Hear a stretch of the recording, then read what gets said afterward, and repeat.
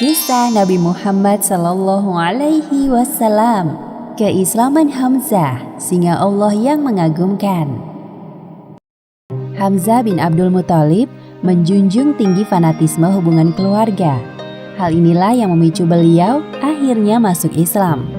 Hamzah tidak rela orang musyrik Quraisy menghina dan menjatuhkan keponakannya. Di akhir kematian Hamzah, Nabi Muhammad menjuluki pamannya itu sebagai Asadullah atau singanya Allah. Hamzah merupakan putra dari kakek Rasulullah, yaitu Abdul Muthalib bin Hashim dengan istrinya Halah binti Uhaib. Usia Hamzah lebih muda dibandingkan paman Rasulullah yang lain. Hanya selisih 4 tahun, Hamzah lebih tua dari Rasulullah. Hamzah dan Nabi Muhammad telah memiliki ikatan batin sejak kecil. Keduanya sama-sama pernah disusukan kepada Suwaibah al-Islamiyah, budak perempuan Abu Lahab. Hal ini terjadi sebelum Muhammad kecil bertemu dengan Halimah As-Sa'diyah. Beranjak dewasa, Hamzah menikah dan memiliki beberapa orang anak. Salah satunya anak laki-laki yang diberi nama Ya'la. Wahai Abu Ya'la, apakah engkau hendak pergi berburu? Ya, aku akan keluar kota Makkah selama beberapa hari ke depan. Selain berburu, Hamzah piawai dalam memainkan pedang. Beliau cukup berpengaruh di kalangan penduduk Makkah sebagai sosok yang pemberani dan memiliki nasab yang terhormat. Selain itu, Hamzah suka membantu kerabat yang sedang kesulitan. Pada saat terjadi paceklik panjang di Mekah, Hamzah membantu keluarga Abu Thalib dengan merawat salah satu putranya yang bernama Ja'far.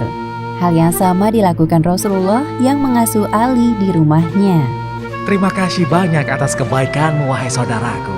Sudah seharusnya kita saling membantu antara kerabat dekat, wahai saudaraku. Ketika Nabi Muhammad mulai berdakwah secara terang-terangan, Hamzah belum tertarik dengan agama Islam. Padahal kondisi kaum muslim sangat membutuhkan perlindungan dari sosok yang kuat dan disegani penduduk Mekah seperti Hamzah bin Abdul Muthalib.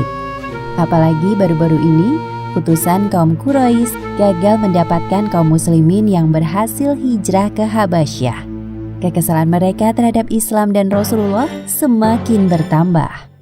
Salah satu orang yang paling bersemangat dalam menyakiti Rasulullah adalah Amr bin Hisham, atau yang lebih dikenal dengan julukan Abu Jahal.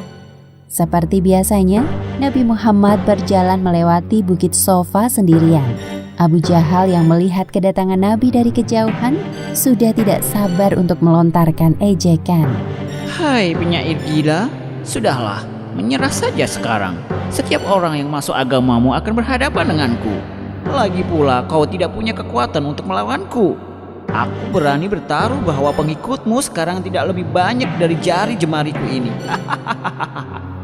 Nabi Muhammad sama sekali tidak menghiraukan ejekan Abu Jahal.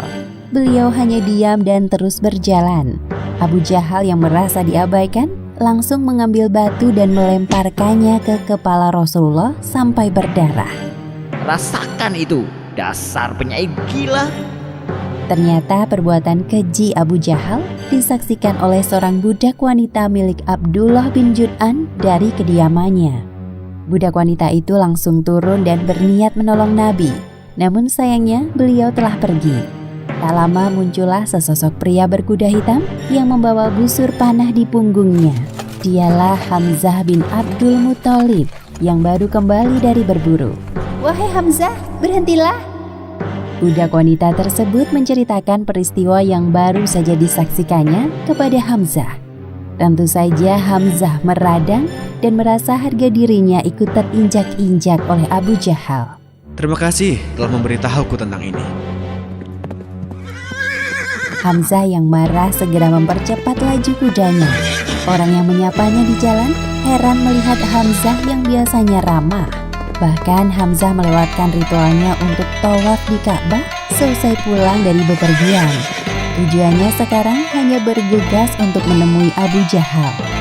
Di depan pelataran Masjidil Haram, Hamzah melihat Abu Jahal dan teman-temannya dari kabilah Bani Makhzum sedang duduk sambil tertawa-tawa. Tanpa banyak pertimbangan, beliau segera menghampiri Abu Jahal. Wahai orang-orang hina, berani-beraninya engkau mengejek dan melukai keponakanku?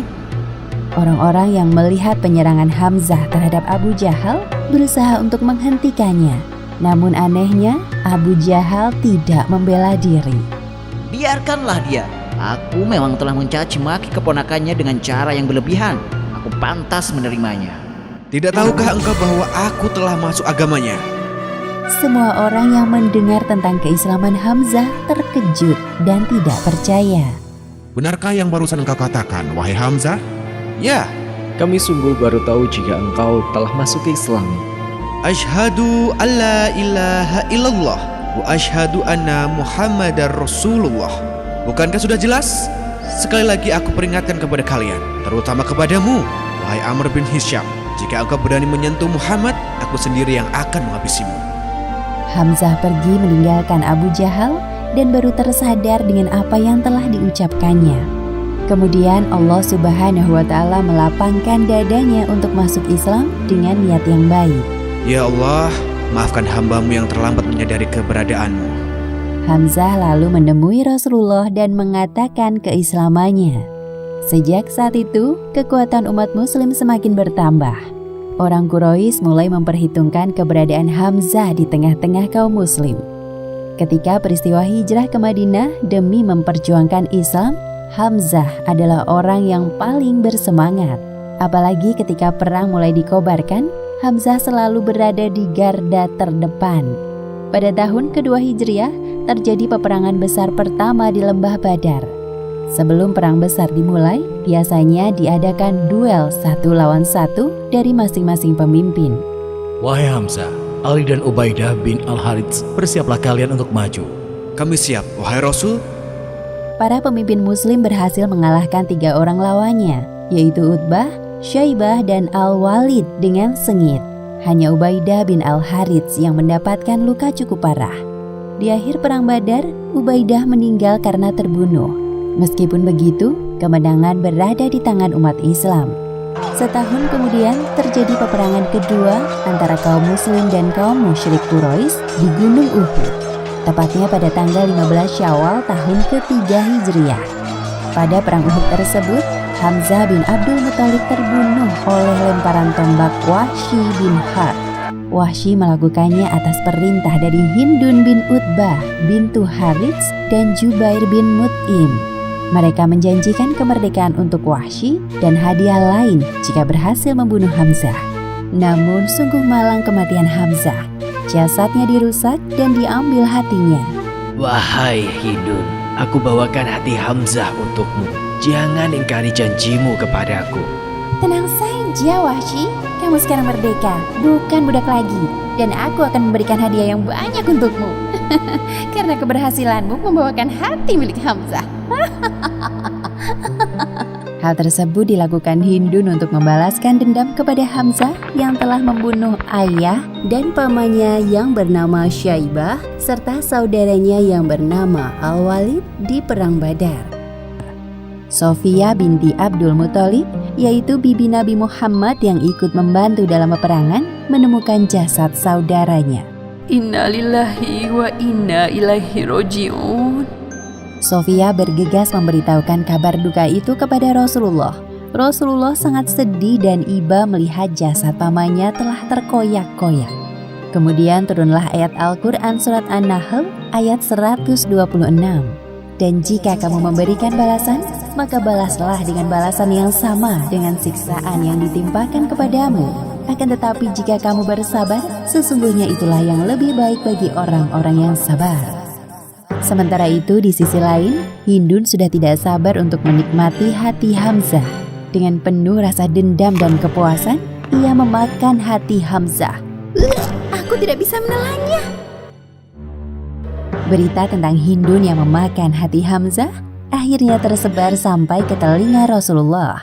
Kalau saja dia menelannya, tentu dia tidak akan tersentuh api neraka. Karena Allah mengharamkan bagi neraka untuk menyentuh bagian daging Hamzah sedikit pun. Hamzah bin Abdul Muthalib meninggal di usianya yang belum genap 60 tahun dan dimakamkan di lereng Bukit Uhud bersama para syuhada. Karena kepahlawanan Hamzah dalam membela agama Islam, Rasulullah menjulukinya Asadullah, yang artinya singa Allah, dan menamai beliau sebagai Sayyidu Syuhada, yang artinya pemimpin para syuhada. Demikianlah akhir kisah keislaman Hamzah, singa Allah yang mengagumkan. Hikmah yang dapat kita ambil dari kisah ini: pertama, sebaiknya fanatisme hanya dilakukan untuk kepentingan agama, seperti pembelaan Hamzah terhadap Rasulullah yang kemudian menjadikan Allah Subhanahu wa Ta'ala mendatangkan hidayah kepadanya. Dan kedua, kesabaran dalam menerima ujian akan mengantarkan kita kepada pahala yang lebih baik dari apa yang telah kita kerjakan, sebagaimana yang telah dijanjikan Allah Subhanahu wa Ta'ala dalam firman-Nya. Wallahu a'lam bishawab.